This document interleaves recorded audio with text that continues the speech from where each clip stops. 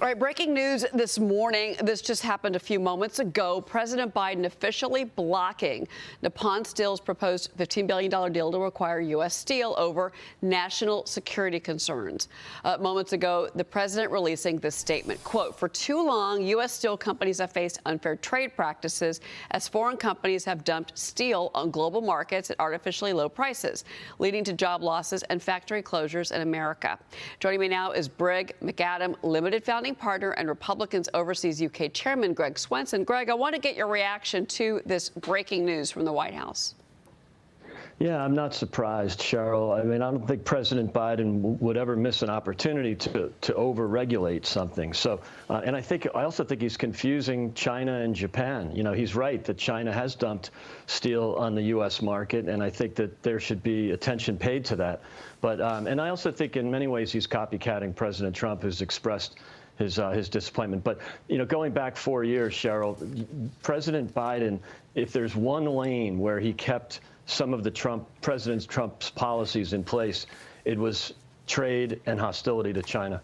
All right, well, Jay Wood, let's get you into this. I mean, what is your reaction to this breaking news this morning? Yeah, well, I mean, I never looked at Japan as a foe, as they seem to be painted in this picture. But my question is, what is next for U.S. Steel now that this has been blocked? Because there were a lot of people hoping that this deal would go through because their infrastructure is subpar, and a lot of jobs may be on the line because they may have to cut costs because this deal didn't go through. So I was curious what you thought the next steps for U.S. Steel would be.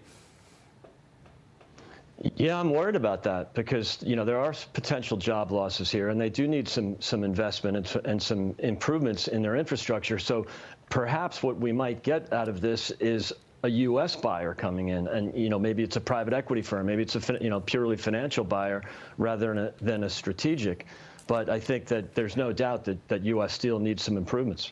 You know, the bigger question here, obviously, is this going to go to court? Because Nippon Steel has already made comments that they have negotiated in good faith, and that could be, if that goes back against U.S. Steel, that could lead to job losses. And to be clear, U.S. Steel has still wanted this deal to go through because they say that they're at a disadvantage. I mean, they're building other mills. They could move jobs out of Pennsylvania. I understand the political side of the story. It was a very big election issue.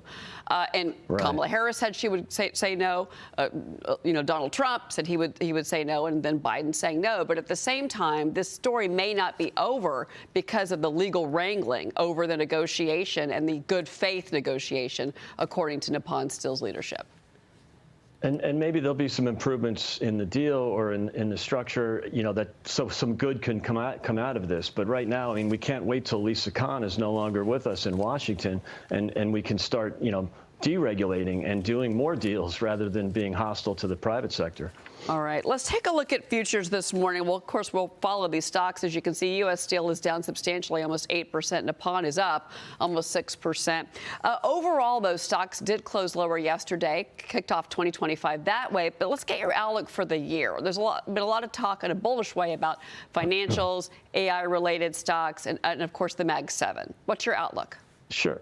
Yeah, my outlook is really positive here. There are some headwinds. You know, consumer credit is really starting to worry me, the debt levels, of course, that are obvious. But there's just such a real enthusiasm in the Main Street economy right now, and I think ultimately that spills over into the markets. You've got, you know, you mentioned AI. I think there's still momentum there, especially in the U.S. And then you have real optimism around the election still. We have economic reform coming, we have deregulation coming, and most importantly, the liberation of the energy sector, and that's going to be great for the entire economy, not just the energy sector. Okay, Greg Swenson. Greg, thank you for being here this morning. We appreciate it. Thanks, Cheryl.